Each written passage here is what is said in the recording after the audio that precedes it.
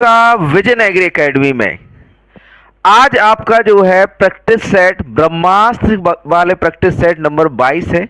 ठीक है, थोड़ा सा जो है डिले हो गया ब्रह्मास्त्र लाने में। एक तो क्या हुआ, दिवाली के पहले थोड़ा सा स्वास्थ्य ठीक नहीं हुआ, फिर दिवाली पे ठीक हुआ स्वास्थ्य, दिवाली के बाद फिर स्वास्थ्य खराब हो गया, फिर स्वास्थ्य ठीक हुआ तो थोड़ा सा कोचिंग शिफ्टिंग करनी पड़ी, तो इस वजह से आपकी क्लासेस नहीं हो पाई। इसके लिए हम माफ़ी चाहते हैं कि आपकी क्लासेस नहीं हो पाई, थोड़ी सी मजबूरी थी हमारी। ठीक है, लेकिन अब जो है कोशिश करेंगे कंटिन्यू आपकी क्लास चले। ब्रह्मास्त्र प्रैक्टिस सेट 22 जिसमें आपके 65 क्वेश्चन कृषि के होते हैं, 15 क्वेश्चन कंप्यूटर के होते हैं और आपके 20 क्वेश्चन यूपी जीके के या फिर कहें उत्तर प्रदेश सामान्य ज्ञान के।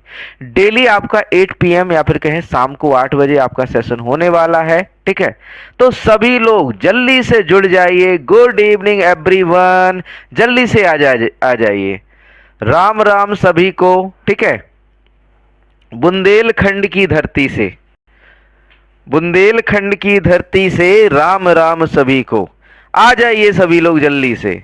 आने से पहले आपका जो पीडीएफ या फिर कहें जो ब्रह्मास्त्र चल रहा है, इसकी पीडीएफ 60 सेट पेपर जिसमें आपको मिलने वाले हैं, 20 फुल लेंथ हैं, 40 टॉपिक वाइज सेट हैं और सारे के सारे प्रिंटेबल हैं, जिसमें 65 क्वेश्चन कृषि के, 15 क्वेश्चन कंप्यूटर और 20 क्वेश्चन यूपी के, पूरे पैटर्न पर आधारित रहेंगे, जिसका प्राइस मात्र 299 है।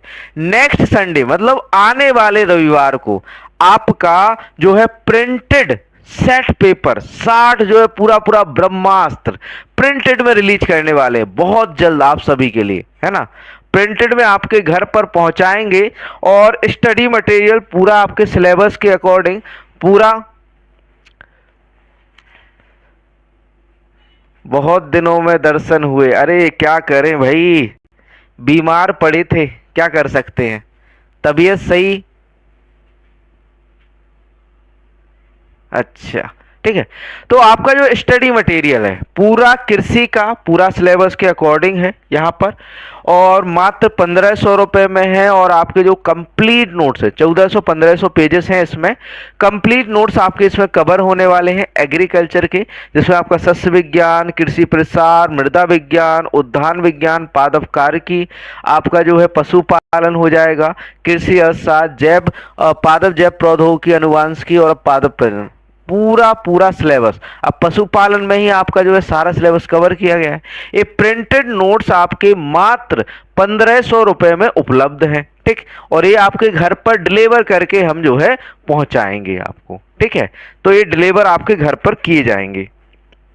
नेक्स्ट आपका जो है पेड बैच चल रहा है। ठीक है, जिसमें आपकी लाइव प्लस रिकॉर्डेड क्लासेस होंगी, ई बुक, प्रैक्टिस सेट, एमसीक्यूज मिलेंगे आपको, 40 प्लस टेस्ट मिलेंगे इसके साथ में। प्राइस है 1299 रुपए। ठीक है, और एक आपकी जो टेस्ट सीरीज है ये भी आप परचेज कर सकते हैं। और इसके बाद जो बच्चे ये कहें प्रिंटेड नोट्स अफोर्ड नहीं कर सकते, उनके लिए मात्र 499 रुपए में आपका पीडीएफ बंडल कोर्स। ठीक है, उनके लिए जो बच्चे पीडीएफ अफोर्ड नहीं कर सकते तो वो ये बाय कर सकते हैं। इन सभी के लिए आपको क्या करना पड़ेगा, प्रिंटेड नोट्स के लिए आपको डायरेक्टली मुझे व्हाट्सएप करना है या मुझे जो है कॉल करना है। ठीक है, मेरे नंबर पर, आप सभी के पास मेरा नंबर होगा 7880497104 पर। ठीक है, और फिर उसके बाद जो है आपको प्रिंटेड के लिए मतलब मुझे कॉल करना। बाकी आपको डिस्क्रिप्शन में लिंक मिल जाएगा आपका जो पीडीएफ कोर्स है टेस्ट सीरीज वेबसाइट व एप्लीकेशन का। तो बढ़िया से वेबसाइट और एप्लीकेशन या फिर कहें एप्लीकेशन को डाउनलोड करके रख लेना है, उसमें आपको टेस्ट सीरीज मिलेगी, सारी की चीज़ें उसमें मिलने वाली हैं। ठीक, चलिए शुरू करते हैं सेशन को आज के जो है बढ़िया से क्वेश्चन के साथ। आज का टॉपिक हमारा है पादप कार्यकी, है ना। तो बढ़िया से आज हम पादप कार्यकी के क्वेश्चन को करेंगे। ठीक है, किस के क्वेश्चन करेंगे हम, सेट डे 22 है, आपका सेट 22 है, जिसमें आपके जो है पादप कार्यकी के प्रश्न करने वाले हैं। ठीक, अब ठीक है भाई, तबीयत थोड़ी सी ठीक है, अब भी दवाई ले रहे हैं। ठीक है, थोड़ी सी ठीक है, लेकिन हमने सोचा ज़्यादा दिन हो जाएंगे, इस वजह से हमने कहा कंटिन्यू कर लो अब। ठीक है, देखिए पहला क्वेश्चन है आपका, प्रकाश संश्लेषण फोटोसिंथेसिस में सबसे प्रभावशाली प्रकाश रंग होता है? नीला, हरा, लाल या पीला? अब भैया फोटोसिंथेटिकली एक्टिव रेडिएशन या फिर कहें आपका प्रकाश संश्लेषण में तो एक ही किरणें आपकी कौन सी होती हैं? लाल वाली, रेड किरणें, है ना। तो लाल प्रकाश सर्वाधिक प्रभावशाली होता है। ठीक, अगले प्रश्न पर बढ़ते हैं। अगला प्रश्न है आपका, प्रकाश संश्लेषण के C4 चक्र को निम्न नाम से भी जाना जाता है? केल्विन बेंसन चक्र, हैच-स्लैक चक्र, आपका क्रेस्युलेशियन अम्ल मेटाबॉलिज्म या ग्लाइऑक्सिलेट चक्र। किस नाम से जाना जाता है भैया? आपका जो C4 चक्र है इसे किस नाम से जाना जाता है भाई? तो इसे हम आपका हैच-स्लैक चक्र, कौन सा चक्र कहते हैं भैया? C4 चक्र को हम आपका जो है हैच-स्लैक चक्र के नाम से जानते हैं। ठीक, आगे बढ़ते हैं अगले क्वेश्चन की ओर। क्वेश्चन नंबर 3 है, प्रश्न नंबर 3 है, प्रकाश संश्लेषण सक्रिय PAR विकिरण की तरंग दैर्घ्य सीमा है 400 नैनोमीटर से कम, 400 से 700 nm, आपका जो 700 से 1000 nm या फिर आपका जो है 1000 से अधिक नैनोमीटर से अधिक। बताइए राइट आंसर क्या होगा। और इससे पहले सेशन को शेयर जरूर कर देना, है ना। तो शेयर करना कंपलसरी है आपका, ठीक है। तो शेयर बढ़िया से कर दीजिए हमारे प्यारे बच्चों, ठीक है। तो सभी को शेयर कर दीजिए बढ़िया से। 400 से 700, बहुत बच्चे। यहां पर जो फोटोसिंथेटिकली एक्टिव रेडिएशन है या प्रकाश संश्लेषण सक्रिय जो प्रकाश है विकिरण तरंग दैर्घ्य सीमा है वो कितनी होती है? 400 से 700 नैनोमीटर होती है। ठीक, आगे बढ़ते हैं, अगला प्रश्न है, प्रश्न नंबर 4 है, क्रेब्स चक्र होता है क्लोरोप्लास्ट में, कोशिका द्रव्य में, माइटोकॉन्ड्रिया में या राइबोसोम में? कहां पर भैया क्रेब्स चक्र संपन्न होता है? बताइए आंसर क्या होगा यहां पर। तो यहां पर बात करें बच्चों राइट आंसर की, तो आपका जो क्रेब्स चक्र होता है कहां पर होता है? कोशिका द्रव्य में होता है। कहां पर होता है बच्चों? कोशिका द्रव्य में या साइटोप्लाज्म में। कहां पर होता है क्रेब्स चक्र आपका? कोशिका द्रव्य में या फिर कहें साइटोप्लाज्म में, है ना। तो ऑप्शन बी यहां पर राइट आंसर हो जाता है। अगला प्रश्न, प्रश्न नंबर 5।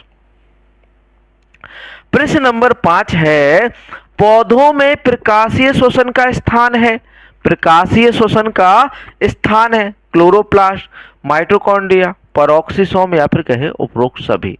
जो प्रकाशीय श्वसन होता है भाई आपके पौधों में वो कहां पर होता है? तो यहां पर जो है राइट आंसर की बात करें तो देखो क्लोरोप्लास्ट में भी होता है, माइटोकॉन्ड्रिया में भी, पेरोक्सिसोम्स में भी होता है। यहाँ पर राइट आंसर हो जाता है उपरोक्त सभी। प्रकाशीय श्वसन या फिर कहें आपका लाइट रेस्पायरेशन जो है कहां पर होता है? आपका सभी में, राइबोसोम में, पेरोक्सिसोम में भी होता है, माइटोकॉन्ड्रिया में भी होता है और क्लोरोप्लास्ट में। तो राइट आंसर उपरोक्त सभी। ठीक, आगे चलते हैं अगले क्वेश्चन। क्रेंज सारिर की एक विशेषता है C3 पौधों की, C4 पौधों की, कैम पौधों की या उपरोक्त सभी की? जो आपकी क्रेंज सारिर की एक विशेषता है वह किन पौधों की है भाई? तो बताइए राइट आंसर यहाँ पर। तो भैया जो क्रेंज विशेषता है या क्रेंज सारिर की या फिर क्रेंज मेटाबॉलिज्म एक विशेषता है वो है आपकी C4 पौधों की। किसकी है बच्चों? C4 पौधे। ऑप्शन बी C4 पौधे। ठीक, नेक्स्ट क्वेश्चन, क्वेश्चन नंबर आपका जो है 7, रंध्रों का खुलना किसके द्वारा नियंत्रित होता है? रंध्रों का या फिर कहें स्टोमेटा का ओपन होना किसके द्वारा नियंत्रित होता है? ऑप्शन ए है आपका कैल्शियम, ठीक। ऑप्शन बी है आपका बोरॉन, ठीक। ऑप्शन सी है आपका सोडियम नहीं, नाइट्रोजन, ठीक। ऑप्शन डी है यहां पर आपका पोटेशियम। बताइए राइट आंसर क्या होगा? ए, बी, सी या फिर डी? भाई कौन सा तत्व है जो हमारा जो है रंध्रों के खुलने व आपके जो है बंद होने को नियंत्रित करता है? तो भैया एक ही है, पोटेशियम, है ना। के पोटेशियम यहाँ पर ऑप्शन डी राइट आंसर हो जाता है ना। तो यहाँ पर राइट आंसर क्या हो जाता है, पोटेशियम। ये तो सभी को पता है। ये जो है शुगर के ट्रांसलोकेशन में, रंध्रों को बंद करने में और पौधों की प्रतिरोधक क्षमता को बढ़ाने में मदद करता है। कौन भैया, पोटेशियम या पोटेशियम। ठीक है, देखिए यहां पर अगला क्वेश्चन, प्रश्न नंबर 8 है, ऑक्सीजन के द्वारा प्रकाश संश्लेषण में विरोध कहलाता है। ऑक्सीजन के द्वारा प्रकाश संश्लेषण में विरोध कहलाता है बार वर्ग प्रभाव, पास्चर प्रभाव, रॉबिन्सन प्रभाव या ब्लैकमैन प्रभाव। क्या कहलाता है भाई, राइट आंसर बताइए, ए बी सी या फिर डी, क्या होगा राइट आंसर। तो यहां पर बात करें भैया, ऑक्सीजन के द्वारा जो प्रकाश संश्लेषण में विरोध होता है उसे बार वर्ग प्रभाव कहा जाता है। क्या कहा जाता है बच्चों, बार वर्ग प्रभाव कहते हैं। ठीक, हाँ, लग्जरी कंजम्पशन हो गया, हिडन हंगर हो गया, उसमें यूज होता है आपका potassium. Next question, chlorophyll A में होता है भैया, क्लोरोफिल ए में क्या होता है, आयरन, क्लोरीन, मैग्नीशियम या इनमें से कोई नहीं। बताइए राइट आंसर क्या होगा यहाँ पर। आपका जो क्लोरोफिल ए है उसमें क्या होता है भाई, तो उसमें आपका मैग्नीशियम होता है। क्या होता है बच्चों, मैग्नीशियम होता है। क्लोरोफिल ए में क्या होता है बच्चों, मैग्नीशियम होता है। ऑप्शन सी राइट आंसर हो जाएगा, Mg। ठीक, नेक्स्ट क्वेश्चन, प्रश्न नंबर 10। प्रश्न नंबर 10 है, प्रकाश संश्लेषण क्रिया के दौरान C3 पौधों में CO2 को कौन ग्रहण करता है, रूबिस्को, पायरुवेट, पेप कार्बोक्जिलेज या ऑल ऑक्जेलिक एसिटिक एसिड। प्रकाश संश्लेषण की क्रिया के दौरान C3 पौधों में CO2 को कौन ग्रहण करता है भाई, बताइए आंसर। तो यहां पर जो ग्रहण करने का काम करता है वो करता है रूबिस्को। कौन करता है, rubisco. Option A right answer हो जाता है, रूबिस्को। ठीक, नेक्स्ट बढ़ते हैं अगले क्वेश्चन की ओर। क्वेश्चन नंबर 11 है, मक्का में प्रकाश संश्लेषण के दौरान बनने वाला प्रथम उत्पाद है। मक्का में प्रकाश संश्लेषण के दौरान बनने वाला प्रथम उत्पाद है ऑक्जेलिक अम्ल, मैलिक अम्ल, फास्फोग्लिसरिक अम्ल या स्पोर्टिक अम्ल। बताइए राइट आंसर क्या होगा, ए बी या सी या डी। मक्का में प्रकाश संश्लेषण के दौरान बनने वाला प्रथम उत्पाद कौन सा है, तो भैया कौन सा है, ऑक्जेलिक एसिड या ऑक्जेलिक अम्ल। ऑक्जेलिक एसिड या ऑक्जेलिक अम्ल। नेक्स्ट क्वेश्चन, क्वेश्चन नंबर 12 है, स्ट्रोमा और ग्रेना पाए जाते हैं क्लोरोप्लास्ट में, कोशिका द्रव्य में, माइटोकॉन्ड्रिया में या राइबोसोम में। स्ट्रोमा और ग्रेना कहां पाए जाते हैं भैया, तो बताइए आंसर। तो हमने पढ़ा है कि स्ट्रोमा ग्रेना कहां होते हैं, क्लोरोप्लास्ट के अंदर। कहां पर होते हैं, क्लोरोप्लास्ट में। ठीक, राइट आंसर यहां पर ए हो जाता है। इनको हम डिस्क्रिप्टिव नहीं कर रहे हैं, थोड़ा सा दिक्कत ये है कि 100 क्वेश्चन यहां कराने हैं और टाइम हमारे पास सीमित है। ठीक है, तो यहां पर हम डिस्क्रिप्ट नहीं कर रहे हैं, डायरेक्टली आपका आंसर बता रहे हैं। और इसका डिस्क्रिप्शन के लिए जल्दी एक नया सेशन लेने वाले हैं जिसमें आपको कुल 10 क्वेश्चन कराएंगे और उसको डिटेल में कराएंगे, पूरा डिटेल डिस्क्रिप्शन में कराएंगे। ठीक, नेक्स्ट क्वेश्चन है, केल्विन चक्र संबंधित है श्वसन से, प्रकाश संश्लेषण से, बाष्पोत्सर्जन से या स्थानांतरण से। केल्विन चक्र का संबंध किससे है भाई, बताइए राइट आंसर यहां पर। तो यहां पर राइट आंसर हो जाता है प्रकाश संश्लेषण से। ठीक, केल्विन चक्र का संबंध किससे है भाई, प्रकाश संश्लेषण। हाँ, ग्रेना में लाइट रिएक्शन, स्ट्रोमा में डार्क रिएक्शन होती है ना। लाइट रिएक्शन कहां पर होती है, ग्रेना में, और डार्क रिएक्शन कहां पर होती है, स्ट्रोमा में। नेक्स्ट क्वेश्चन, फोटोफॉस्फोरिलीकरण प्रक्रिया है, फोटोफॉस्फोरिलीकरण प्रक्रिया है। इसके ऑप्शन हम आपको लिखे दे रहे हैं। अब यहां पर ऑप्शन थोड़े से बड़े हैं तो लिखना तो यहां पर बनेंगे नहीं, तो यहां पर आप लोग राइट आंसर बताइए। फोटोफॉस्फोरिलीकरण प्रक्रिया है। यहां पर हम चलते हैं ऑप्शन की ओर। ऑप्शन फोटोफॉस्फोरिलीकरण प्रक्रिया है, यहां पर लिख दे रहे हैं फोटो।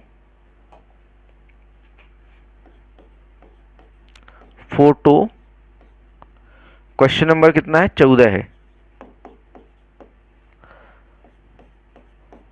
फॉस्फोरिलीकरण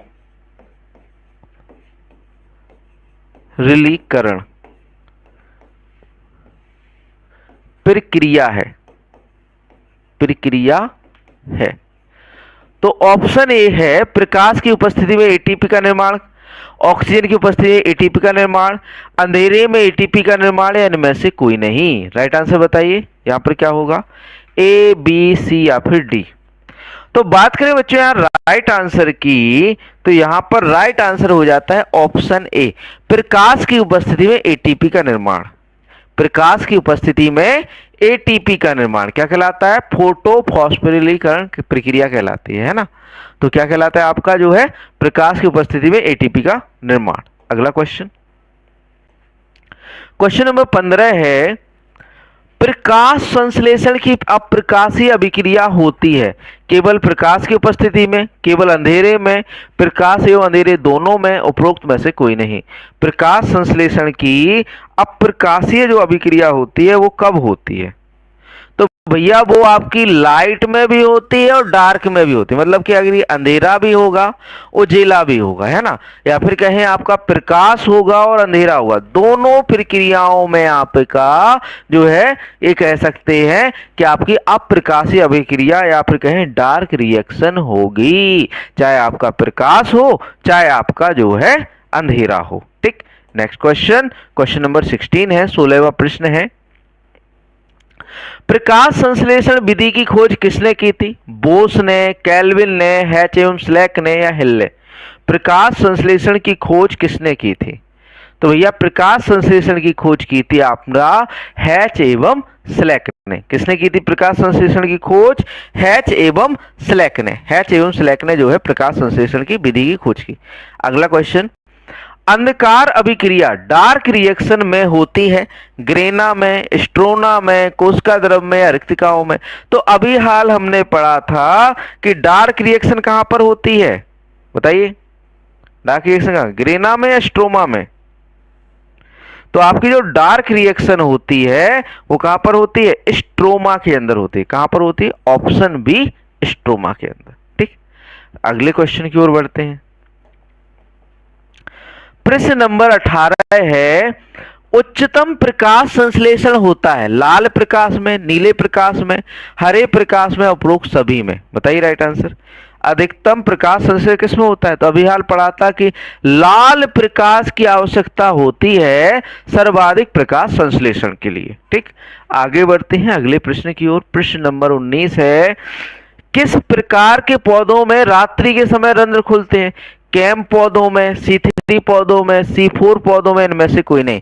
तो भैया कैम पौधों में आपका रात्रि के समय रंध्र खुलते हैं। किसमें, आपका कैम में, है ना, जो आपका क्रैसुलेशन जो सॉरी इसको बाद में फुल फॉर्म बता देंगे, इसका थोड़ा सा तबीयत सही नहीं है तो चीजें स्किप हो रही हैं, है ना। मेटाबॉलिज्म है, क्रैसुलेशन ऐसी कुछ है। मेटाबॉलिज्म पौधों में क्या, कैम पौधों में क्या होता है आपका रात्रि के समय रंध्र खुलते हैं। ठीक, अगला क्वेश्चन, प्रकाश संश्लेषण में ऑक्सीजन कहां से आता है, प्रकाश संश्लेषण में ऑक्सीजन कहां से आता है। ऑप्शन ए है CO2 से, ऑप्शन बी है H2O से, ऑप्शन सी है क्लोरोफिल से,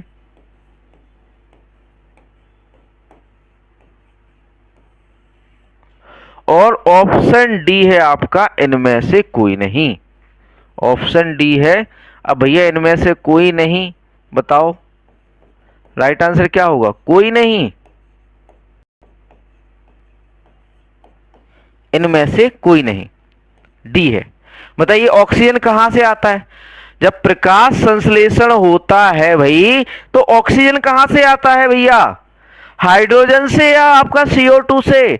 तो भैया CO2 से नहीं आता है, हाइड्रोजन से आता है, H2O से आता है, जल से आता है ना। कहां से आता है भैया, जल से आता है। किससे आता है, जल से आता है। प्रकाश संश्लेषण में जो ऑक्सीजन हमें देखने को मिलता है वो कहां से आता है, आपका जल से आता है, वाटर से आता है। ठीक, नेक्स्ट क्वेश्चन,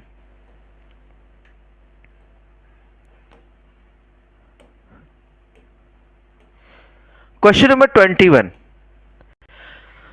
प्रकाश संश्लेषण के पीएस या फिर कहें आपका फोटो सिस्टम 1 सॉरी सेकंड में Mn++ का उद्देश्य बताइए। ऑक्सीजन की उत्पत्ति, आरयूबीपी कार्बोक्सिलेज का एक्टिव होना, एटीपी का बनना या NADP+ का रिडक्शन होना। बताइए भैया Mn++ का क्या उद्देश्य है भाई। 21 का जो राइट आंसर होगा ऑक्सीजन की उत्पत्ति।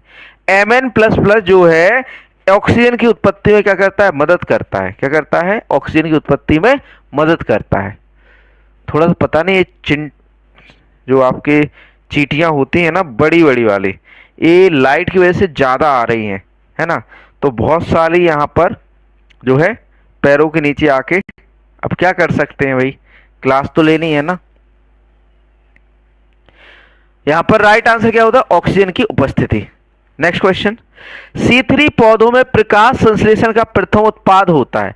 3 PGA, फास्फोग्लिसरिक एसिड और OAA या RUDP या DHAP। बताइए राइट आंसर कि C3 पौधों में प्रकाश संश्लेषण का प्रथम उत्पाद क्या होता है। तो भैया 3 PGA हमें मिलते हैं, 3 PGA हमें मिलते हैं, ठीक।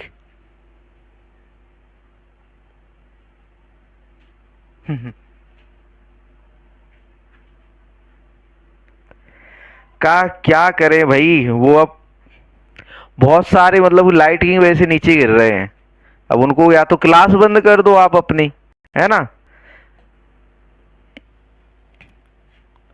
नेक्स्ट क्वेश्चन, प्रकाश संश्लेषण में होने वाली प्रक्रियाओं की श्रृंखला को कहते हैं। फोटोन, कार्बन पथ, अपक्रमण या प्रतिदीप्ति।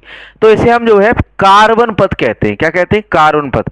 प्रकाश संश्लेषण में होने वाली प्रक्रियाओं को की श्रृंखला को क्या कहते हैं, कार्बन पथ कहते हैं। क्या कहते हैं, कार्बन पथ कहते हैं। नेक्स्ट क्वेश्चन, C6O12H6 ग्लूकोज और 6O2 मिलकर बनाते हैं आपका 6CO2 + 6H2 प्रदर्शित करता है। अब भैया आपका प्रकाश संश्लेषण में तो जल के साथ CO2 मिलकर क्या बनाता है, ग्लूकोज बनाता है ना।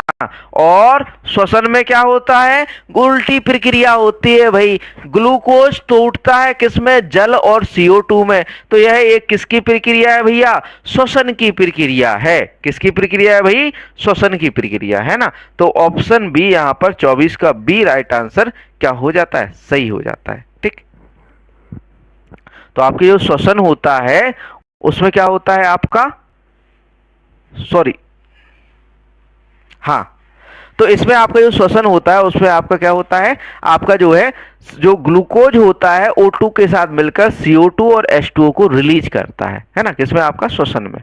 राइट आंसर ऑप्शन बी हो जाएगा। नेक्स्ट क्वेश्चन,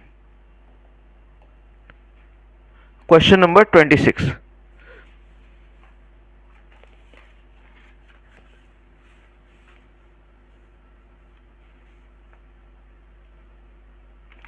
क्वेश्चन नंबर 25 देखिए, क्वेश्चन नंबर 25 देखिए, क्रंज शारीरिकी बच्चों, क्रंज शारीरिकी या क्रंज एनाटॉमी पाई जाती है C2 पौधों में, C3 पौधों में, C4 पौधों में, इनमें से कोई नहीं। क्रंज एनाटॉमी किसमें पाई जाती है, तो भैया ये पाई जाती है आपकी C4 पौधों में। क्रंज एनाटॉमी किसमें पाई जाती है, C4 पौधों में। नेक्स्ट क्वेश्चन, क्रंज आंतरिकी निम्न में से किसकी पत्तियों का एक विशिष्ट लक्षण है, आलू, गेहूं, गन्ना या सरसों। क्रंज आंतरिकी निम्न में से किसकी पत्तियों का एक विशिष्ट लक्षण है भाई, बताइए राइट आंसर यहां पर। तो वो है आपका गन्ना का, ठीक है। किसके पत्तियों का विशिष्ट लक्षण है भाई, गन्ना का है, शुगर कैन का है, ठीक। नेक्स्ट क्वेश्चन, क्वेश्चन नंबर 27, 27वां प्रश्न है, बाष्पोत्सर्जन के दौरान अधिकतम होगा प्रातः, शाम को, रात्रि को या दोपहर। तो भैया दोपहर में धूप ज्यादा रहती है तो बाष्पोत्सर्जन भी कब होगा, देख दोपहर के समय होगा, है ना। तो 27 का डी राइट आंसर। अगला क्वेश्चन, पादप वृद्धि अवधि और तापमान के बीच संबंध कहलाता है। पादप वृद्धि अवधि और तापमान के बीच संबंध क्या कहलाता है? आधार तापमान, बढ़ती डिग्री दिवस, या फिर कहे प्रकाश ऊष्मीय इकाई, इनमें से कोई नहीं। बताइए राइट आंसर यहाँ पर क्या हो जाता है, ए बी सी या फिर डी? क्या होगा सही उत्तर यहाँ पर? 28। तो यहाँ पर राइट आंसर की बात करें तो प्रकाश ऊष्मीय इकाई, जो आपका प्रकाश वृद्धि अवधि और तापमान के बीच संबंध जो कहलाता है, वो क्या कहलाता है आपका? प्रकाश ऊष्मीय इकाई। हाँ, दोपहर के 2 बजे। ठीक है, तो पादप वृद्धि अवधि और तापमान के बीच जो संबंध होता है उसे हम प्रकाश ऊष्मीय इकाई कहते हैं। ठीक, नेक्स्ट आगे बढ़ते हैं अगले क्वेश्चन की ओर। क्वेश्चन नंबर 29 है, बाष्पोत्सर्जन है। अब इनने इतना सा क्वेश्चन लिख दिया कि भाई बाष्पोत्सर्जन है, बाष्पीकरण, भूजल की कमी, पौधों में बाष्पीकरण, या फिर कहें आपका पौधों की सतह से जल की हानि। तो भैया पौधों की सतह से जल की हानि क्या कहलाता है? बाष्पोत्सर्जन कहलाता है। क्या कहलाता है? बाष्पोत्सर्जन। जल की हानि हमारे पौधों की सतह से हो रही है भैया, तो जल की हानि पौधों की सतह से हो रही है तो क्या कहलाएगा? बाष्पोत्सर्जन। अब यहाँ पर देखो पौधों में बाष्पीकरण, तो देखो नॉर्मली बाष्पीकरण तो नहीं होता है, उनमें क्या होता है? बाष्पोत्सर्जन होता है, जल की हानि। जल की हानि, सतह से जल की हानि क्या कहलाएगा आपका? जो है आपका जो है कह सकते हैं बाष्पोत्सर्जन कहलाएगा। अगला क्वेश्चन, निम्नलिखित पौधों में से किसकी प्रकाश श्वसन दर उच्चतम है? ज्वार, धान, मक्का या गन्ना? किस फसल की श्वसन दर जो है सर्वाधिक है? किसकी है भाई? तो भैया राइट आंसर हो जाता है धान। पौधों में किसकी प्रकाश श्वसन दर सर्वाधिक है भैया? धान की है। ऑप्शन बी धान राइट आंसर हो जाता है। गन्ना नहीं होगा भाई, हर जगह गन्ना नहीं चलेगा, कभी कभी धान भी बोलिया करो, गन्ना मत खा। अभी गन्ना कल जो है गन्ने का समय आ रहा है ना, 11 से कल आएगा सभी के घर पे गन्ना, है ना? तो टेस्टिंग करना कि परिपक्व है कि नहीं। आपके कुछ जो है फ्री भी टेस्ट अवेलेबल है एप्लीकेशन पर और पेड भी उपलब्ध है ना? और अगला क्वेश्चन है, कोशिकीय श्वसन में ग्लाइकोलाइसिस की प्रक्रिया में होती है माइटोकॉन्ड्रिया में, प्लास्टिड्स, पेरोक्सिसोम या साइटोप्लाज्म? बताइए राइट आंसर यहाँ पर। क्वेश्चन नंबर 31 है। 31 का राइट आंसर जो हो जाता है साइटोप्लाज्म या कोशिका द्रव के अंदर जो आपकी ग्लाइकोलाइसिस की प्रक्रिया होती है वह कहां पर होती है? कोशिका द्रव के अंदर होती है। माइटोकॉन्ड्रिया नहीं होगा भैया, कोशिकीय श्वसन कहां पर होता है? साइटोप्लाज्मा के अंदर, सॉरी साइटोप्लाज्म या फिर कहें आपका कोशिका द्रव। अगला क्वेश्चन, क्वेश्चन नंबर 32 है, क्रेब्स चक्र द्वारा एक अणु पायरुविक अम्ल अणु के पूर्ण ऑक्सीकरण के से कितने अणु एटीपी के बनते हैं? क्रेब्स चक्र एक अणु से कितने? 15, 10, 30 या 12? कितने अणु बनते हैं एटीपी के?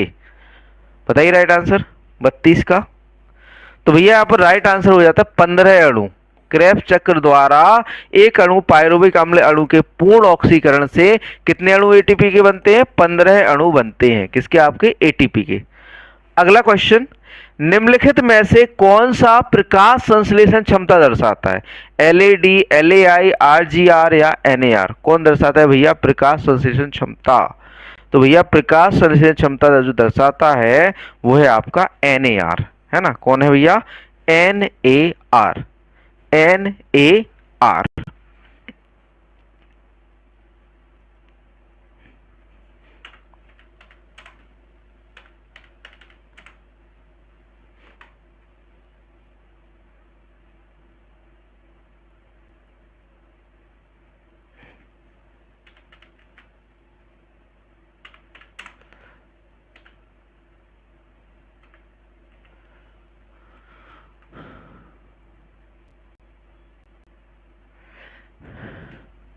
नेट असिमिलेशन रेट, एनएआर को हम बोलते हैं net assimilation rate, net assimilation rate, net assimilation rate बोलते हैं एनएआर को। ठीक, नेट असिमिलेशन रेट होता है, नेट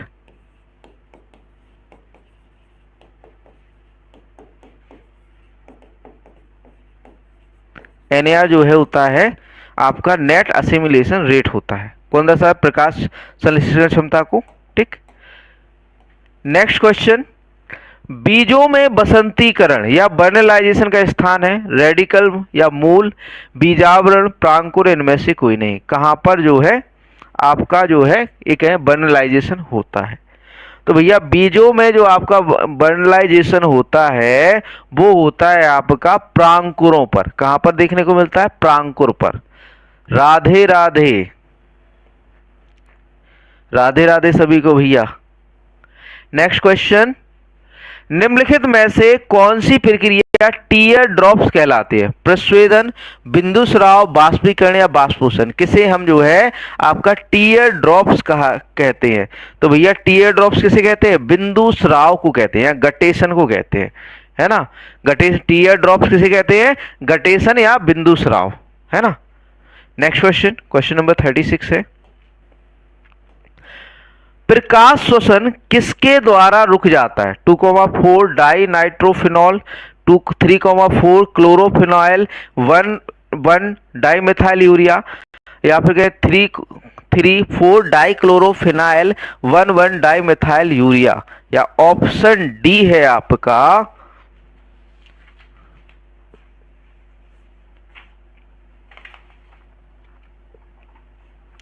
बी और सी दोनों। ऑप्शन डी है बी और सी दोनों, बी और सी दोनों। बताइए राइट आंसर क्या होगा यहाँ पर? ए, बी, सी या फिर डी। प्रकाश शोषण किसके द्वारा रुक जाता है? तो यहाँ पर राइट आंसर जो हो जाता है वो आपका ऑप्शन डी होता है। बी और सी दोनों, यहाँ पर राइट आंसर ऑप्शन डी हो जाता है ना। ऑप्शन डी, बी और सी दोनों हो जाता है। यहाँ पर आपका जो है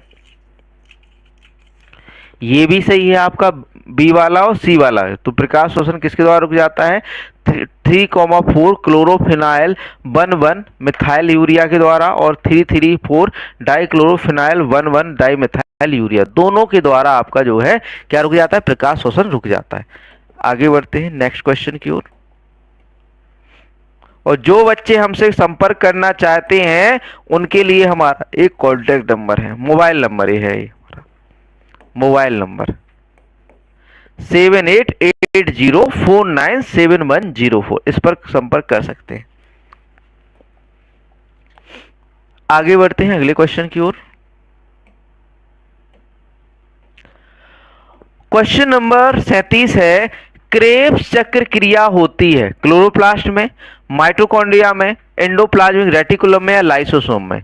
क्रेब्स चक्र कहां पर होता है भाई? तो क्रेब्स चक्र प्रक्रिया कहां पर होती है? माइटोकॉन्ड्रिया में। कहां पर होती है? माइटोकॉन्ड्रिया। क्रेब्स चक्र कहां पर होती है? माइटोकॉन्ड्रिया में। नेक्स्ट क्वेश्चन,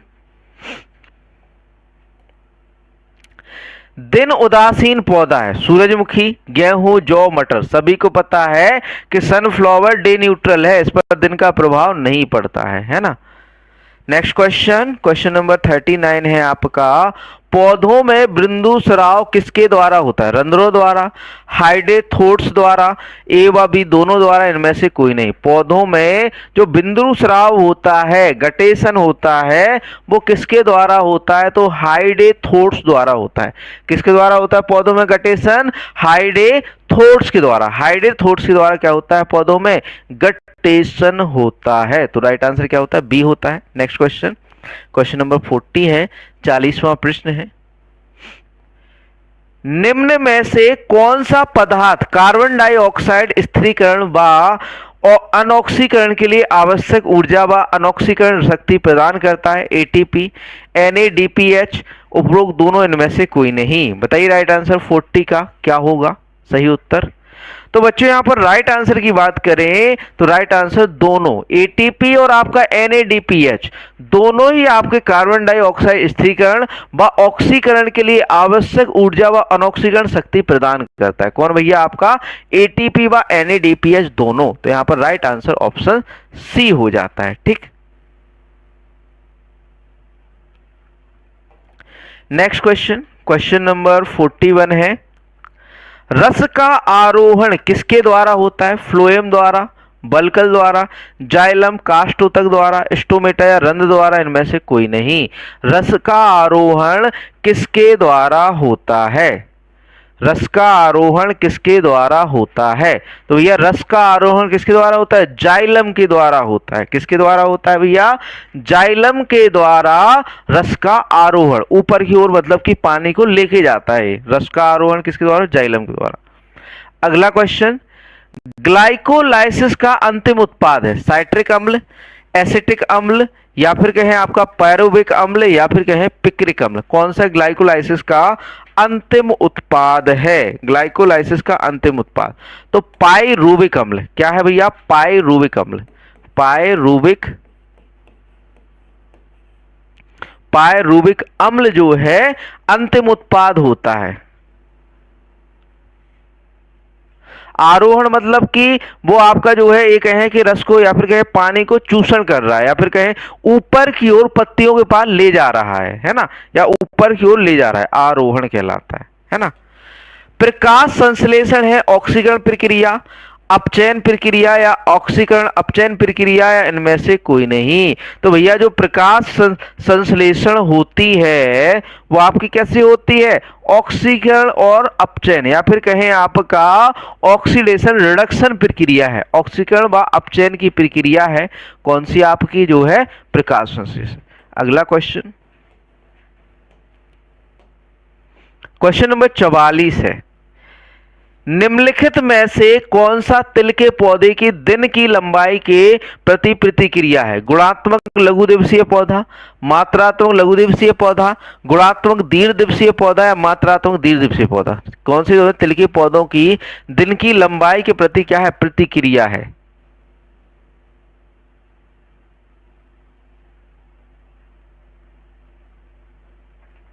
हाँ, बताइए राइट आंसर। तो यहां पर राइट आंसर हो जाता है मात्रात्मक लघु दिवसीय पौधा है। आपका जो तिल का पौधा है एक ऐसा है मात्रात्मक लघु दिवसीय। नेक्स्ट क्वेश्चन, क्वेश्चन नंबर 45 है, 45 है, केम परिपथ के उदाहरण हैं अनन्नास, ओपेंसिया, अगेव या उपरोक्त सभी। तो यहां तो भैया आपके उपरोक्त सभी ही केम पौधे हैं। कैसे हैं? केम पौधे। आपका अगेव भी है, अनन्नास भी है, ओपेंसिया भी है। ठीक। नेक्स्ट क्वेश्चन है, ग्लाइकोलिसिस में कुल एटीपी संश्लेषण है 4, 6, 8 या 36। ग्लाइकोलिसिस में कुल एटीपी संश्लेषण है, बताइए राइट आंसर क्या होगा यहाँ पर? तो भैया 4। कितने हैं ग्लाइकोलाइसिस में? कुल कितने एटीपी बनते हैं आपके? 4 एटीपी क्या है? संश्लेषण है। किसके अंदर? आपका ग्लाइकोलाइसिस के अंदर। आगे बढ़ते हैं, नेक्स्ट क्वेश्चन, निम्नलिखित में से कौन सी प्रक्रिया बाष्पोत्सर्जन से संबंधित है? परासरण, विसरण, सक्रिय अभिगमन, या सुकृत विसरण। बताइए कौन सी प्रक्रिया बाष्पोत्सर्जन से संबंधित है? राइट आंसर बताइए यहाँ पर क्या होगा? क्या होगा राइट आंसर? तो यहाँ पर राइट आंसर की बात करें बच्चों तो विसरण। क्या है आपका? प्रकार बाष्पोत्सर्जन से संबंधित क्या है आपका? विसरण से संबंधित है बाष्पोत्सर्जन। ठीक। नेक्स्ट क्वेश्चन, क्वेश्चन नंबर 48 है, रोडोस्पिरिलम बैक्टीरिया नाइट्रोजन को प्रकाश संश्लेषण से किस तरह स्थिर करता है? वायु भी है, ऐच्छिक वायु भी है, अवायु भी है, ऐच्छिक अवायु भी है। जो रोडोस्पिरिलम बैक्टीरिया है नाइट्रोजन को प्रकाश संश्लेषण से किस तरह स्थिर करता है? तो भैया ये करता है आपका अवायवीय तरह से, या फिर कहें आपका वाटर लॉगिंग कंडीशन में, या फिर कहें जल भराव की स्थिति में। ठीक। नेक्स्ट क्वेश्चन, निम्नलिखित में से कौन सा तत्व क्लोरोफिल का एक महत्वपूर्ण जो है घटक है? ऑप्शन ए है आपका मैग्नीशियम, ऑप्शन बी है जिंक, मोलिब्डेनम, या बोरॉन। बताइए कौन सा तत्व क्लोरोफिल का एक महत्वपूर्ण घटक है? क्लोरोफिल का महत्वपूर्ण घटक कौन सा है? बताइए राइट आंसर। तो भैया क्लोरोफिल का तो एक ही महत्वपूर्ण घटक है, कौन सा? मैग्नीशियम। कौन सा है बच्चों? Magnesium. Option A magnesium. Option A magnesium. Next question, प्रकाश अभिक्रिया हिल अभिक्रिया में होती है ग्रेना में, स्ट्रोमा में, माइटोकॉन्ड्रिया, उपरोक्त सभी। तो सब पता है कि भैया ग्रेना में होती है। प्रकाश संश्लेषण की प्रक्रिया, प्रकाश अभिक्रिया या हेल अभिक्रिया कहाँ पर होती है? लाइट रिएक्शन कहाँ पर होती है? आपकी ग्रेना में। और डार्क रिएक्शन कहाँ पर होती है? स्ट्रोमा में। Next question. थोड़ा सा जुकाम सही नहीं हुआ है, बाकी तो थोड़ी तबीयत ठीक है। नेक्स्ट क्वेश्चन है, C4 पादप C3 पादप की तुलना में प्रकाश संश्लेषण में अधिक कुशल होते हैं क्योंकि अधिक पर्ण क्षेत्रफल। ठीक, ऑप्शन ए है अधिक पर्ण क्षेत्रफल। ऑप्शन बी है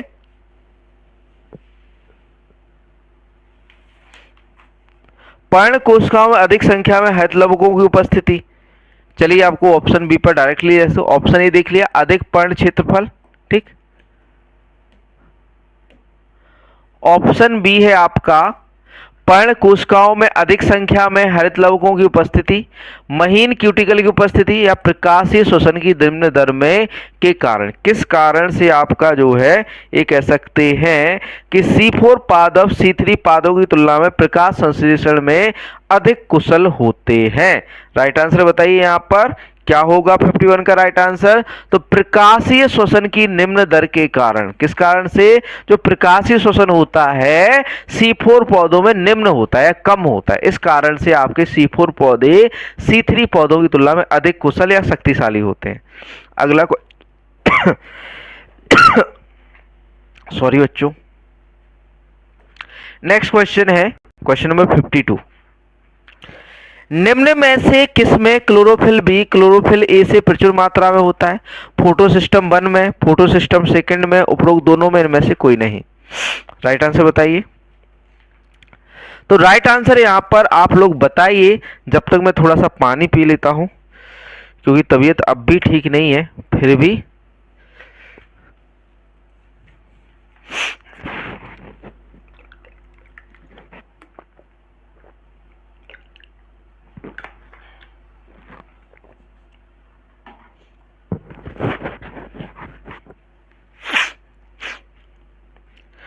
बताइए भाई राइट आंसर यहां पर क्या होगा?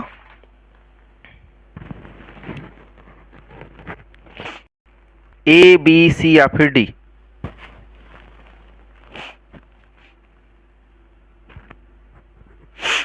तो यहां पर राइट आंसर जो हो जाता है वो हो जाता है बच्चों आपका option B, photosystem 2। Chlorophyll B chlorophyll A से प्रचुर मात्रा में किसमें होता है? आपका जो है आपका फोटोसिस्टम 2 में, फोटोसिस्टम 2 में। ठीक, बूथ नहीं होगा, केवल आपका जो है 2 हो जाएगा। ठीक, आगे बढ़ते हैं। अगला क्वेश्चन, कार्बन डाइऑक्साइड रात में ग्रहण एवं दिन में विसर्जन गुण है क्रेस्युलेशियन एसिड चयापचय। ठीक, फोटो फॉस्फोरिलीकरण, हैच एवं स्लैक चक्र, केल्विन चक्र। बताइए कार्बन डाइऑक्साइड का रात में ग्रहण एवं दिन में विसर्जन गुण किस कारण से है, किन में होता है? राइट आंसर बताइए 53 का। तो बच्चों राइट आंसर की बात करें तो फोटो फॉस्फोरिलीकरण। ठीक है, किसके कारण होता है ये गुण? आपका जो है फोटो फॉस्फोरिलीकरण। नेक्स्ट क्वेश्चन, क्वेश्चन नंबर 54 है, 54वां प्रश्न है। ग्लूकोज 6 फॉस्फेट निम्न एंजाइमों में से किसका अवरोध करता है? हेक्सोकाइनेज का, ग्लूकोकाइनेज का, फ्रक्टोज 1,6 बाइफॉस्फेटेज का, फास्फोराइलेज काइनेज का। बताइए किसका अवरोध करता है भैया? 5 ग्लूकोज 6 फॉस्फेट। राइट आंसर बताइए 54। तो यहां पर राइट आंसर हो जाता है हेक्सोकाइनेज का। किसका अवरोध करता है? हेक्सोकाइनेज का अवरोध करता है। किसका अवरोध करता है? हेक्सोकाइनेज का। नेक्स्ट क्वेश्चन 55, क्वेश्चन नंबर 55 है। C3 पौधों में ग्लिसरिक अम्ल 3 फास्फेट या PGA के निर्माण में आपका जो है शामिल एंजाइम है acetyl coenzyme, ribulose, bisphosphate carboxylase, reductase या निम्नलिखित में से इनमें से कोई नहीं।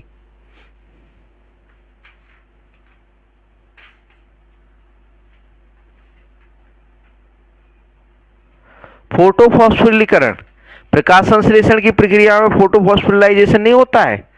बताइए प्रकाश संश्लेषण होता है तो क्या होता है आपका फोटोफॉस्फोरिलीकरण होता है कि नहीं परी तोमर जी? राइट आंसर बताइए 55 का। तो भैया यार राइट आंसर हो जाता है राइबोलोज बाइफॉस्फेट कार्बोक्सिलेज। थोड़ा सा फोटोसिंथेसिस को पढ़ के आना, आप फोटोसिंथेसिस को पढ़ के आना। Next question, question number 56। Chlorophyll A अधिकतम प्रकाश अवशोषित करेगा, यूवी किरण, लाल स्पेक्ट्रम, हरा स्पेक्ट्रम, आईआर स्पेक्ट्रम। तो भैया क्लोरोफिल ए किसका ज्यादा आपका जो है अधिकतम अवशोषित करेगा प्रकाश का? लाल स्पेक्ट्रम का। किसका? आपका जो है लाल स्पेक्ट्रम का। ठीक, नेक्स्ट चलते हैं अगले क्वेश्चन की ओर। Question number 57।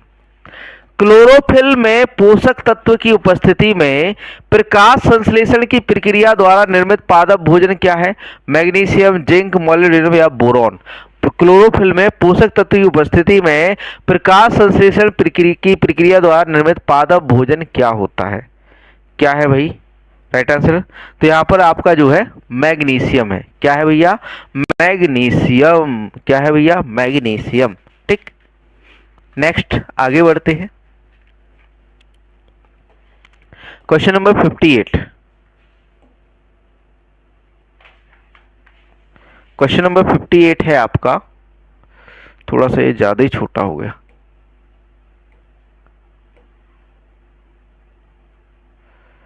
क्वेश्चन नंबर 58 है, पौधे हरे दिखाई देते हैं क्योंकि पौधे हरे दिखाई देते क्योंकि हरे विकिरण को परावर्तित करते हैं, हरे विकिरण को अवशोषित करते हैं, सभी विकिरणों को अवशोषित करते हैं, सभी विकिरणों को परावर्तित करते हैं। तो नॉर्मली जो आपके पौधे होते हैं ये आपके हरे विकिरणों को क्या करते हैं? परावर्तित करते हैं। हरे विकिरणों को परावर्तित करने के कारण इनका रंग हमें हरा दिखने को मिलता है या फिर हरे दिखाई देते हैं। नेक्स्ट क्वेश्चन, क्वेश्चन नंबर 59 में है, 59वां प्रश्न है, पत्तियों में संश्लेषित कार्बोहाइड्रेट किसके द्वारा नीचे जाता है? फ्लोएम द्वारा, जाइलम द्वारा, मीसोफिल द्वारा या क्लोरोप्लास्ट द्वारा। पत्तियों में जो संश्लेषित कार्बोहाइड्रेट है किसके द्वारा नीचे जाता है? फ्लोएम द्वारा, जाइलम द्वारा या फिर आपका जो है मीसोफिल द्वारा, क्लोरोप्लास्ट द्वारा। राइट आंसर बताइए यहाँ पर क्या होगा? तो भैया हमने बताया था जाइलम आपके जल को ऊपर ले जाता है, पानी को ऊपर ले जाता है पौधों में, है ना। फ्लोएम कार्बोहाइड्रेट को नीचे लेकर आएगा, है ना। फ्लोएम कहां आएगा? नीचे आएगा, है ना। नेक्स्ट क्वेश्चन, बाष्पोत्सर्जन किस पौधे या भाग में सर्वाधिक होता है? शैवाल कोशिकाओं में, मरुस्थलीय पौधों में, मीसोफाइटिक पौधे में या जलीय पौधे में? राइट आंसर बताइए यहां पर, ए, बी, सी या फिर डी। तो 60 का जो राइट आंसर हो जाता है ऑप्शन सी। मीसोफाइटिक पौधों में बाष्पोत्सर्जन जो है भाग में या फिर कहे पौधे या फिर कहे भाग में सर्वाधिक होता है। बाष्पोत्सर्जन किस पौधे या भाग में सर्वाधिक होता है? मीसोफाइटिक पौधे या फिर कहे मीसोफाइटिक भाग में। नेक्स्ट क्वेश्चन, क्वेश्चन नंबर 61 है, C3 पौधों का सही क्रम क्या है? गन्ना, धान, बाजरा, मक्का, मूंगफली, आलू, गेहूं, सोयाबीन, आलू, धान, बाजरा, गेहूं या धान, गन्ना, सोयाबीन, बाजरा। कौन से पौधे आपके C3 पौधे हैं? तो राइट आंसर बताइए बच्चों क्या होगा यहाँ पर? तो यहाँ पर राइट आंसर हो जाता है मूंगफली, आलू, गेहूं, सोयाबीन। ये कैसे हैं आपके? C3 पौधों का सही क्रम है ना। तो ये आपके कैसे पौधे हैं? C3 पौधे हैं। नेक्स्ट क्वेश्चन, प्रकाश संश्लेषण में होने वाली प्रक्रियाओं की श्रृंखला को कहते हैं फोटोन, कार्बन पथ या अपक्रमण या प्रतिदीप्ति। तो भैया इसे हम क्या कहते हैं? आपका ये क्वेश्चन दोबारा से रिपीट हो गया है, इसे हम क्या कहते हैं? कार्बन पथ कहते हैं। क्या कहते हैं बच्चों? कार्बन पथ कहते हैं। क्या कहते हैं? कार्बन पथ, option B. Next question, question number 63 है, पौधों में बाष्पोत्सर्जन दर किससे संबंधित है? प्रकाश, तापमान और वायु, प्रकाश और तापमान से। ठीक, ऑप्शन आपका जो है ऑप्शन सी आपका लिखना चाहेंगे हम यहां पर, मृदा और तापमान, ऑप्शन सी है। मृदा और तापमान। ऑप्शन डी है आपका बच्चों प्रकाश, तापमान, वायु तथा वायुमंडल आर्द्रता। प्रकाश, तापमान, वायु तथा वायुमंडल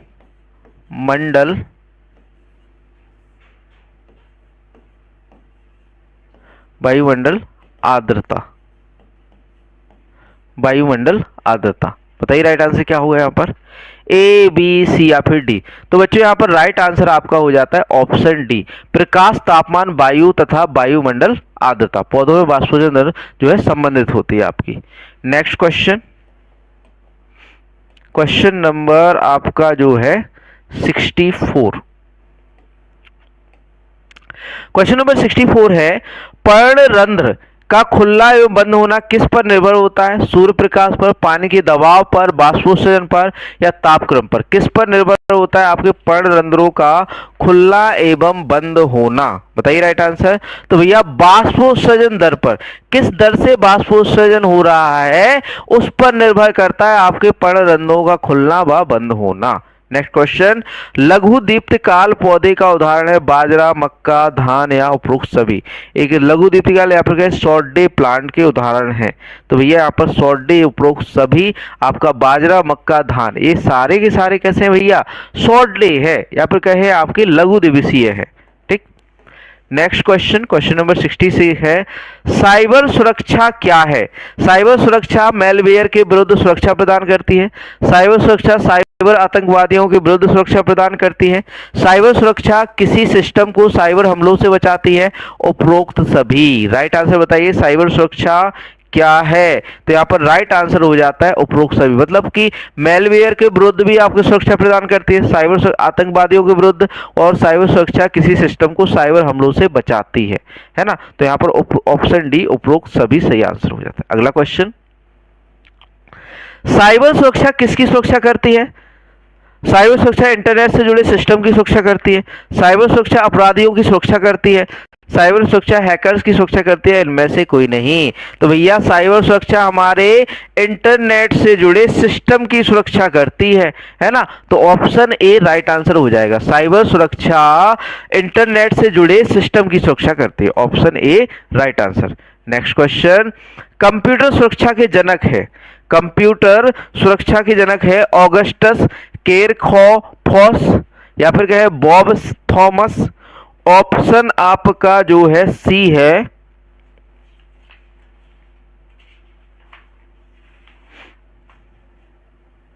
ऑप्शन सी है आपका रॉबर्ट। ऑप्शन डी है आपका जो है चार्ल्स। भैया कौन है कंप्यूटर सुरक्षा के जनक, किसे कहा जाता है? कंप्यूटर सुरक्षा का जनक किसे कहा जाता है? तो भैया वो कहा जाता है ऑगस्टस केरखौफस या फिर खॉप्स को।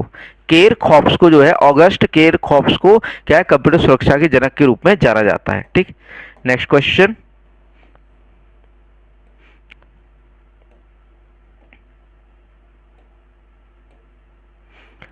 क्वेश्चन नंबर आपका जो है सॉरी बच्चों 69 69वां प्रश्न है, निम्नलिखित में से किसे कंप्यूटर सिस्टम नेटवर्क या उनसे जुड़ी जानकारी को चुराने, जासूसी करने, क्षति पहुंचाने या नष्ट करने के प्रयास के रूप में परिभाषित किया जाता है?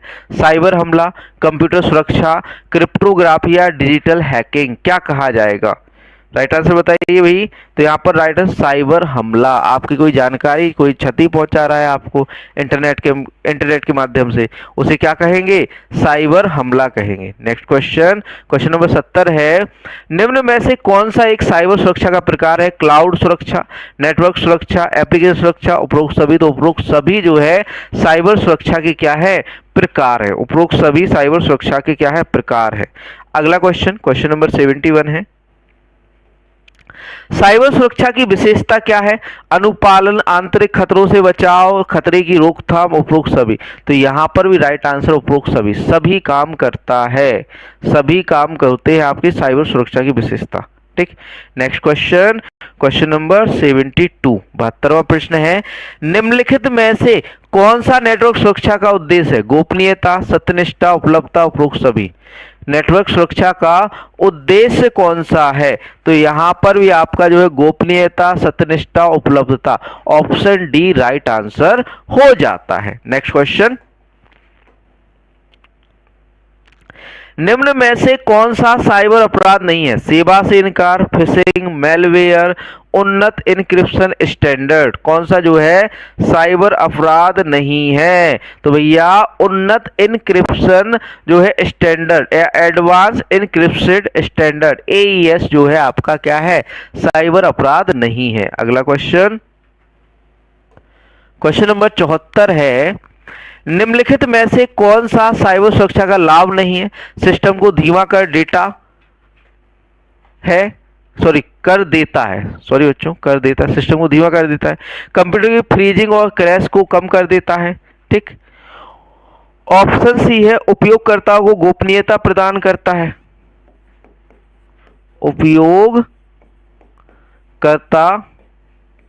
को गोपनीयता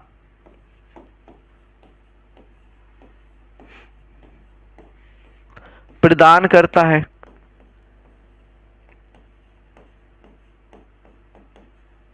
उपयोगकर्ता को गोपनीयता प्रदान करता है। ठीक है, ऑप्शन डी है, सिस्टम को वायरस से बचाता है।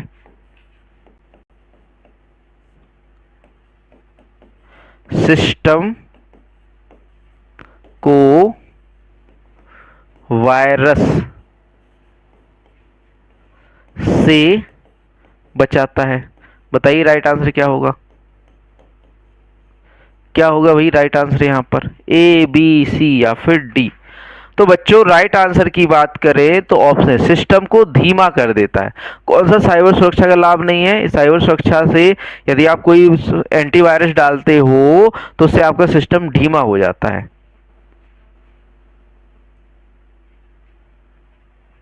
नेक्स्ट क्वेश्चन,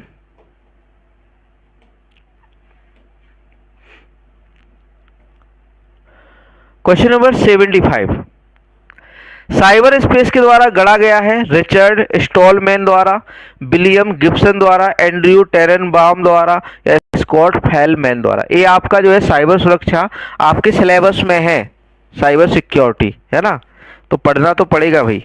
इसका राइट आंसर है आपका विलियम गिब्सन द्वारा। साइबर स्पेस किसके द्वारा गढ़ा गया था? आपका विलियम गिब्सन द्वारा। नेक्स्ट क्वेश्चन, किस वर्ष साइबर प्रौद्योगिकी के क्षेत्र में हैकिंग एक व्यावहारिक अपराध और चिंता का विषय बन गया? 1991 में, 1983, 1970 या 1964 में? कब बना भैया ये? तो भैया राइट आंसर यहां पर जो हो जाता है वो हो जाता है आपका ऑप्शन सी 1970 में। अपराध और चिंता का विषय 1970 में बना। थोड़ी सी तबीयत सही नहीं है वरना स्पीड में ही पढ़ाते, है ना। नेक्स्ट क्वेश्चन, सरकारों ने देश या राज्य के लिए साइबर सुरक्षा प्रदान करने के लिए कुछ उच्च कुशल हैकरों को काम कर रखा है। इस प्रकार के हैकरों को कहा जाता है राष्ट्र या राज्य प्रायोजित हैकर्स, CIA ट्रायड, विशेष हैकर या सरकारी हैकर। क्या कहा जाता है? तो भैया इन्हें कहा जाता है राष्ट्र या राज्य प्रायोजित हैकर्स, राष्ट्र या राज्य प्रायोजित हैकर्स। ठीक, नेक्स्ट चलते हैं। क्वेश्चन नंबर 78 है, निम्न में से कौन सा साइबर सुरक्षा का एक घटक है? Internet of thing, AI, database या हमले? साइबर सुरक्षा का एक घटक कौन सा है? बताइए राइट आंसर। तो यहां पर भैया internet of thing, IoT cyber सुरक्षा का एक घटक है, internet of things. Next question, निम्न में से कौन सा एक प्रकार का साइबर हमला है? Fishing, SQL injection, password attack या उपरोक्त सभी? तो यहाँ पर राइट आंसर हो जाएगा ऑल ऑफ दीज, उपरोक्त सभी। नेक्स्ट क्वेश्चन, क्वेश्चन नंबर 80 है, 80वां प्रश्न है, निम्न में से कौन सी कार्यवाही साइबर सुरक्षा का उल्लंघन करता है? शोषण, हमला, धमकी या भेद्यता? तो भैया आपने जो है कार्रवाई साइबर सुरक्षा का उल्लंघन कौन करता है भाई यहाँ पर? तो वो करता है आपका हमला। क्या करता है? हमला, साइबर सुरक्षा का उल्लंघन करता है। नेक्स्ट क्वेश्चन, उत्तर प्रदेश सामान्य ज्ञान। पहला क्वेश्चन है, उत्तर प्रदेश में स्थापत्य कला के प्राचीनतम नमूने मिले हैं कहां से? मौर्य काल के, गुप्त काल के, जो है कुषाण काल के, मुगल काल के? किस उत्तर प्रदेश में स्थापत्य कला के प्राचीनतम नमूने मिलते हैं? किसके मिलते हैं भैया? तो यहाँ पर मिलते हैं हमें मौर्य काल के प्राचीनतम नमूने देखने को मिलते हैं स्थापत्य कला के। कहाँ पर आपको? जैसे आपका सारनाथ का स्तूप हो गया, है ना, ये मौर्य काल के। नेक्स्ट क्वेश्चन, क्वेश्चन नंबर 82 है, कुषाण काल में कौन सी शैली अपने चरमोत्कर्ष पर थी? कौशाम्बी शैली, मथुरा शैली, मिर्जापुर शैली, इनमें से कोई नहीं। तो भैया मथुरा शैली अपने चरमोत्कर्ष पर थी।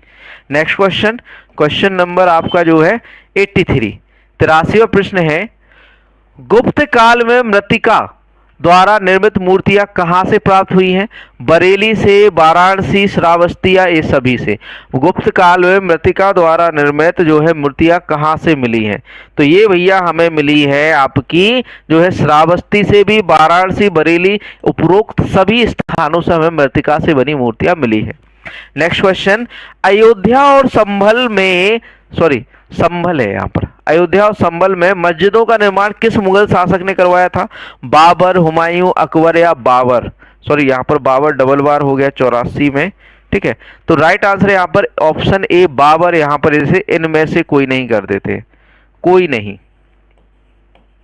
कोई नहीं, ठीक। ऑप्शन डी को हम क्या कर देते? कोई नहीं, है ना। तो यहाँ पर राइट आंसर ऑप्शन होगा बाबर होगा, ठीक। नेक्स्ट क्वेश्चन, क्वेश्चन नंबर 85 है, ताजमहल का निर्माण कहाँ के संगमरमर से किया गया था? जैसलमेर, मकराना, नागौर या बीकानेर?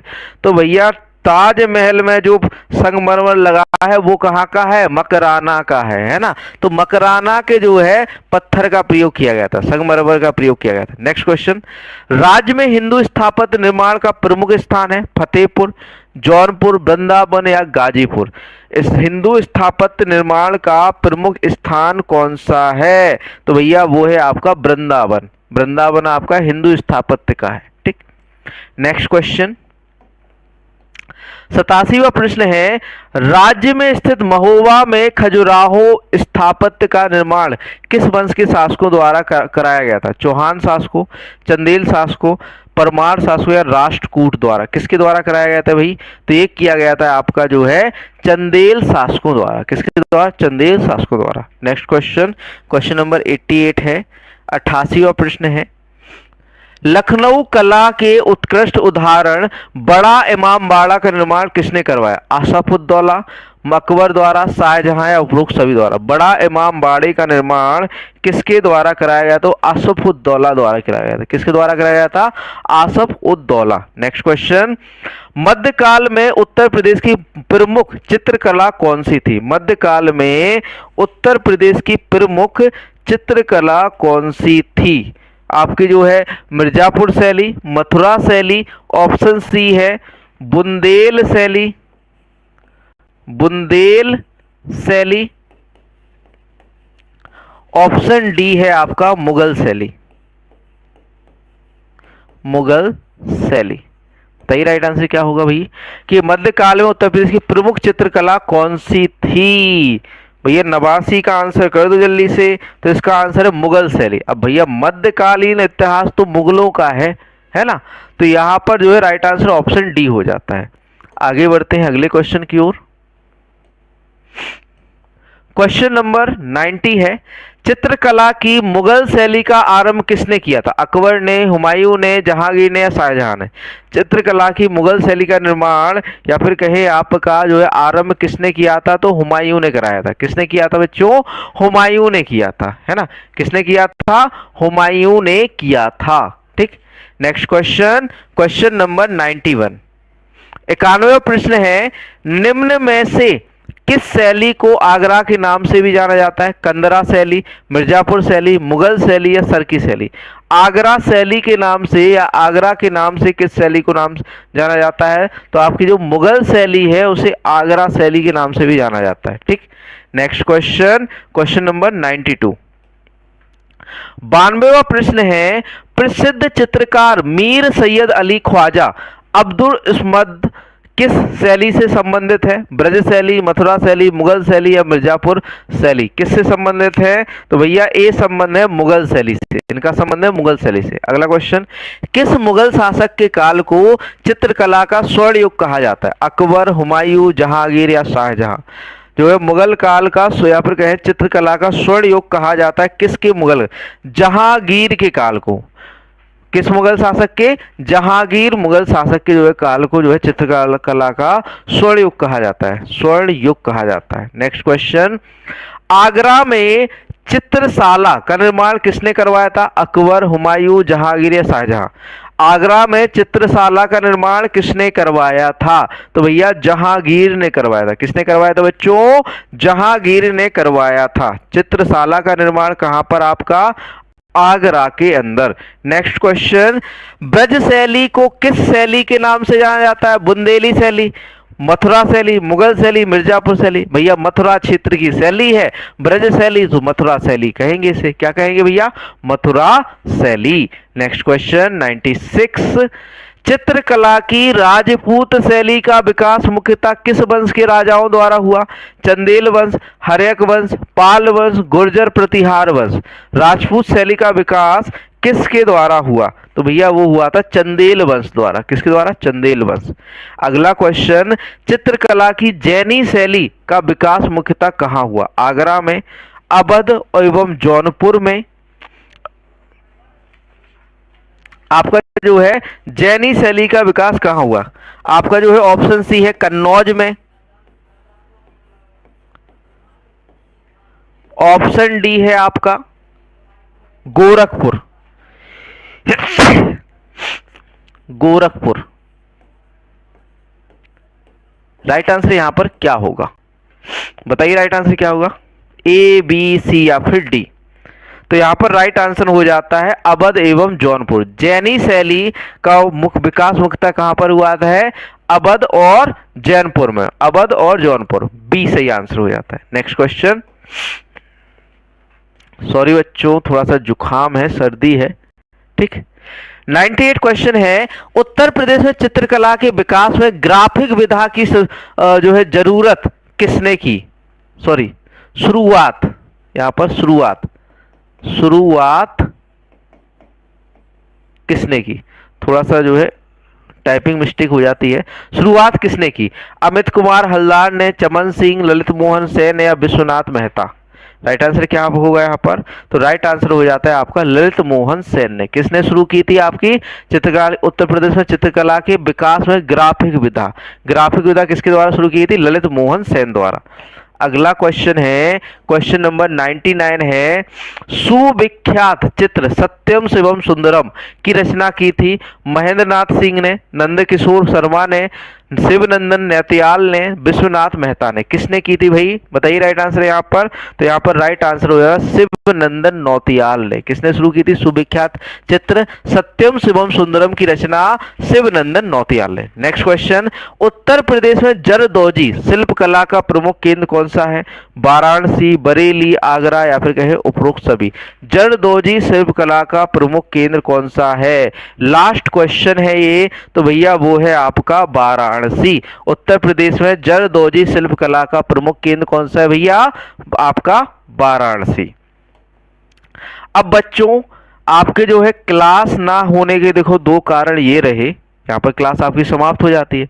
पहला कारण था आपका जो है थोड़े से स्वास्थ्य, है ना, स्वास्थ्य, फिर दिवाली पड़ गई, उसके बाद जो है आपका जो है सेट पेपर, आपके जो ब्रह्मास्त्र है ये 60 सेट पेपर तैयार हो गए हैं। ठीक, जल्दी इसको लॉन्च करने वाले हैं हम। ठीक है, और जो बच्चे प्रिंटेड नोट्स बाय करना चाहते हैं या कोई भी क्वायरी है इस नंबर पर 78804971 04 इस पर कांटेक्ट कर सकते हैं। बाकी आपका ब्रह्मास्त्र एप्लीकेशन डाउनलोड कर लोगे, वहां पर आपको पीडीएफ नोट्स क्लासेस सारा कुछ वहां पर आपको उपलब्ध है। ठीक, तो मिलते हैं नेक्स्ट सेशन में। जय हिंद दोस्तों, गुड नाइट।